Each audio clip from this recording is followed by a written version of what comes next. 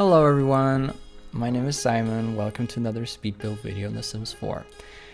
I know that it's been a minute, but real life obligations kind of kept me from building in The Sims 4, and to be honest, I also wasn't really inspired recently. I had builder's block for a while. Concerning like full builds, that is, I still built a couple of room challenges on Instagram. I had the capacity for that time-wise and also the inspiration for those, but not really for like full builds and not really for doing videos, that is. But now with the new pond tool, this changed a little bit. You might know that I'm no stranger to building ponds in the game before.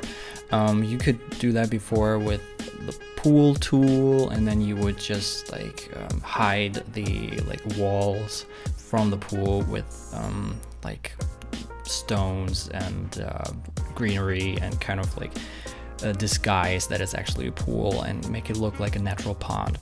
But now we can actually do that with a tool in the game, like we had in, well, I think we had this in Sims 1 already, right? It was like very basic and a little bit ugly, but I think it made an appearance in every Sims game. So it's, well, kind of weird that we only get it now, but here it is, and I think it's pretty decent. I think so far what I learned from using the tool is that the game kind of allows you a lot of things that I would not have thought it would allow you. Like, you could actually build a room in the pond and have it basically flooded.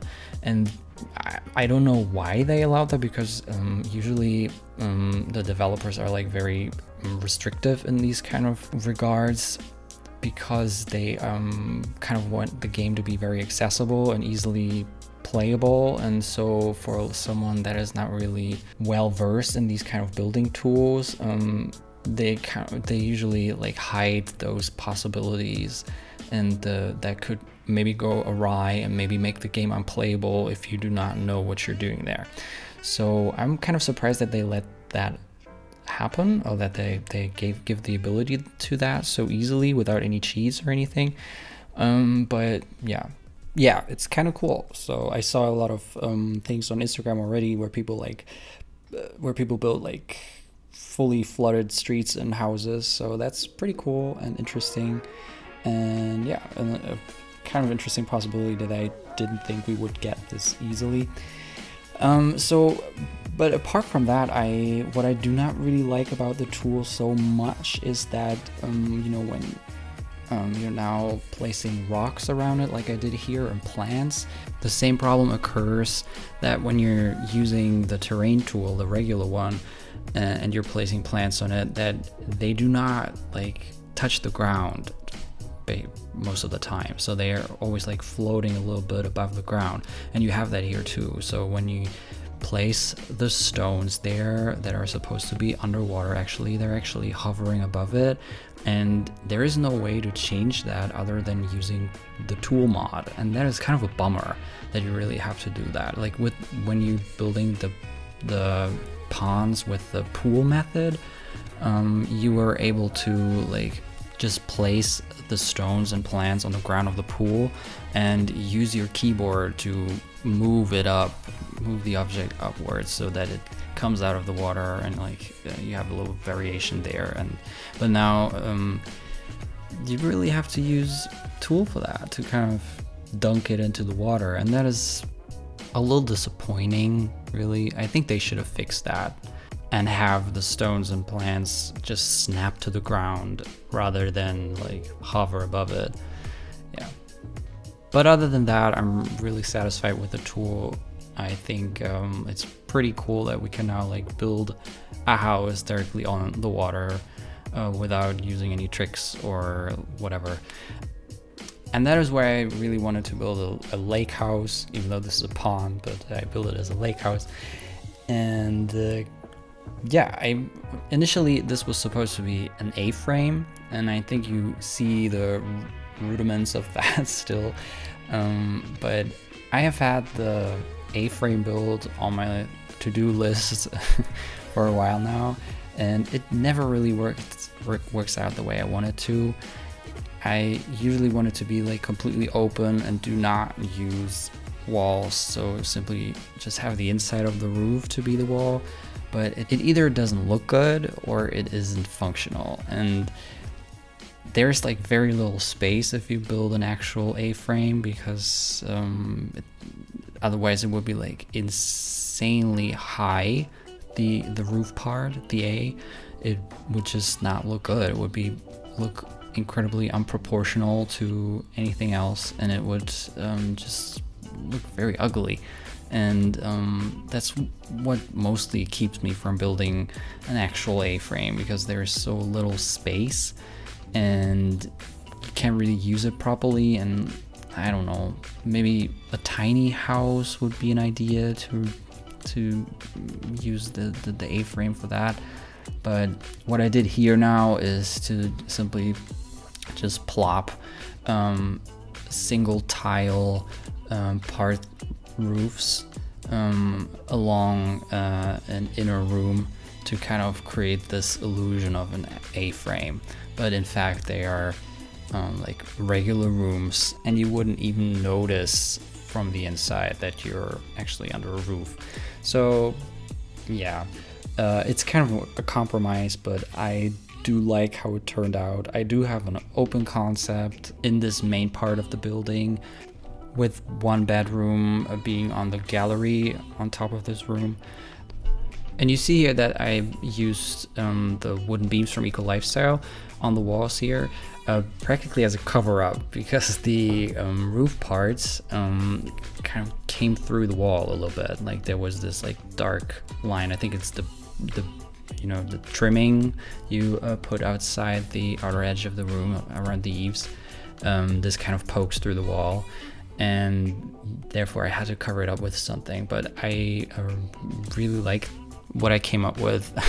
It's nothing new that I like to use these wooden beams, but here they actually have this purpose of like covering up this ugly little flaw these roofs created. And yeah, it kind of became this common theme throughout the entire build. Like I practically use this technique in every room, even when there's no roof poking through. I use it in the bathrooms, in the bedrooms, and in the kitchen. Yeah, and I liked how this kind of created some sort of accidental cohesion, and yeah, I thought that was kind of cool. I pictured this home to be a rental, mainly because it's a lake house, and yeah, it would be like a travel destination. You could go fishing, you could go, well, not really swimming because the game doesn't allow that, right? But yeah, I always picture like Windenburg Island would be a fantastic travel destination in general. Like I love traveling to Scandinavia, and I think this is what it's based on. So yeah, I really love this place in general. I just love building here. I think it adds so much character to each and every build that you're building here. It is I don't know, I just love the scenery so much. This is my favorite world, and what will not be my favorite world in the game is the new one that came with cottage living.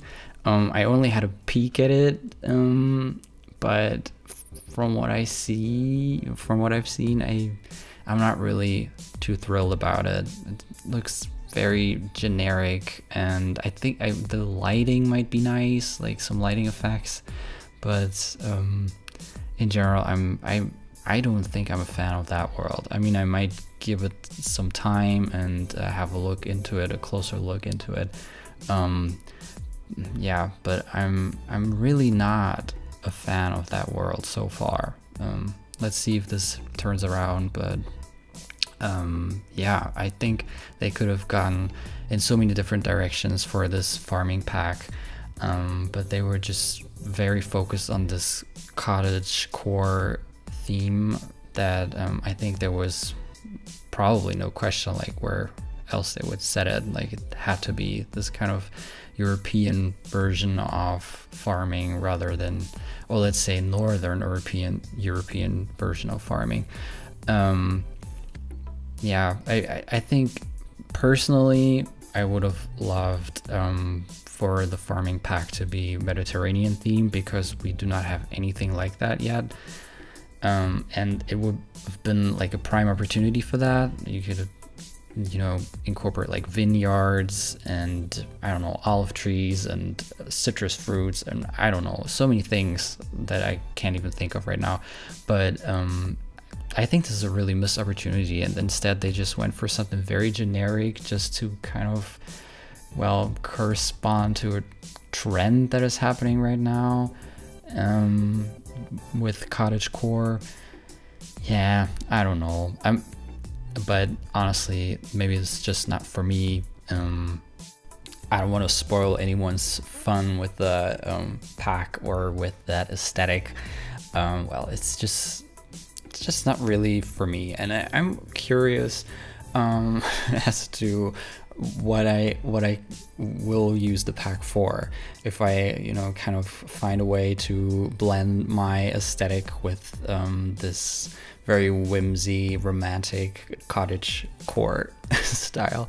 Well, I will have a look into it. I do like the Smag fridge, of course. That's really pretty. And that big sofa, although I wish that they would have included a love seat and an armchair for that version as well. But well, yeah, there are a couple of objects that I really liked, but I only had like a very short glimpse into it and haven't really had the chance to build anything with it yet. So well, I'm excited to see what else this pack has to offer and where we'll meet aesthetically and create something hopefully nice. Yeah, so this is the second bedroom now, and I felt like this is what's usually the case in rental places. They have this same style practically everywhere, and not really like personal styles in individual rooms. So yeah, that's why I kept this very similar mostly. But I did like here I built a vanity, a custom vanity that's of course not usable like the vanity that is in the game. I think it came with Vintage Glamour, right? And but I think it looks kind of nice. And in fact I only used, I think, 5 packs. I restricted myself again. I think in the last for the last builds I didn't really restrict myself in any way. I just used whatever I needed. But here I only used Get Together, I think City Living, Eco Lifestyle, Snow Escape, and it was Jungle Adventures. Yeah, so these 5 were the ones that I used, and I didn't have any problems restricting myself with these. I think they are pretty much essential. I mean, I obviously could never not use Eco Lifestyle. This would be the hardest one to not use for me, and why would I? So I just include it in everything, and then even if I restrict myself, I then rather, you know, leave out, I don't know, Get to Work or Get Famous. That's also easy to leave out. Seasons is sometimes difficult because the bed is so versatile, but I managed to do it here. So yeah, this is basically it. I think this is the last room, and then I only decorate the patio outside.